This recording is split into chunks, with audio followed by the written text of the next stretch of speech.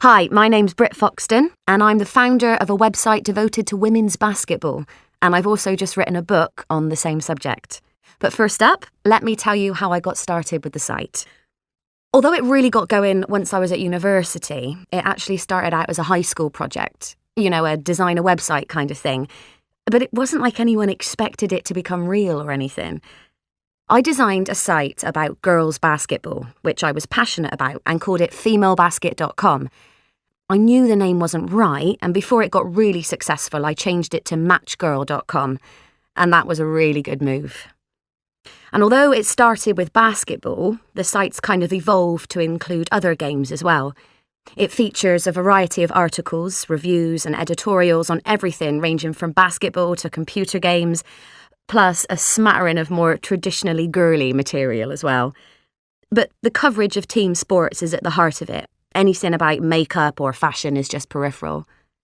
Then there's my book. That was a quite different sort of challenge. It's on the subject of girls' basketball and overall took about 3 months to do. I knew I wanted to write it late last year and started to loosely plan it out in January of this year.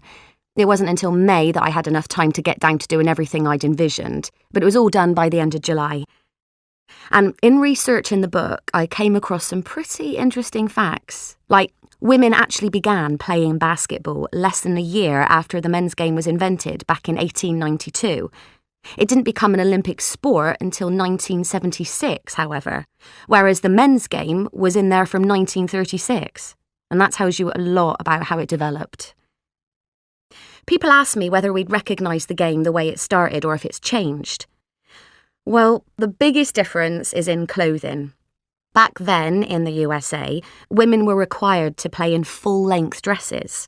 The only body parts that could be exposed were fingers, necks and heads.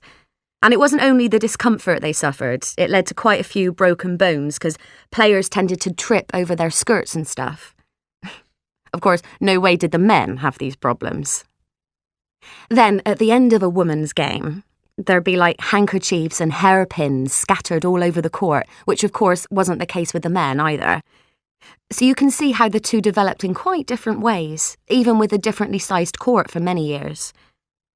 Of course, things did change, but quite slowly really. Appropriate clothing came in gradually, but even well into the 20th century some other rules applied to women but not to men. Not so much the equipment, but silly things like chewing gum was specifically prohibited in the women's game because it was considered unfeminine, not because it was dangerous or anything. And I've got some good stories from those years in the book, I think. Like when in 1936, a team of women basketball players called the Red Heads toured the country playing exhibitions against men's teams. Strange thing was, though, these girls not only had to wear the same clothes, they all had to have red hair. Most of them had to dye it specially. Isn't that unbelievable?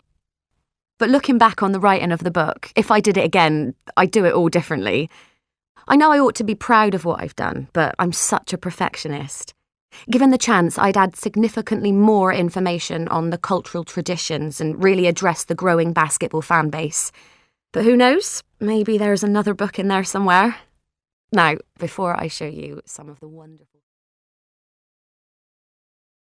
Now play the recording again. That is the end of part 2. Now turn to part 3.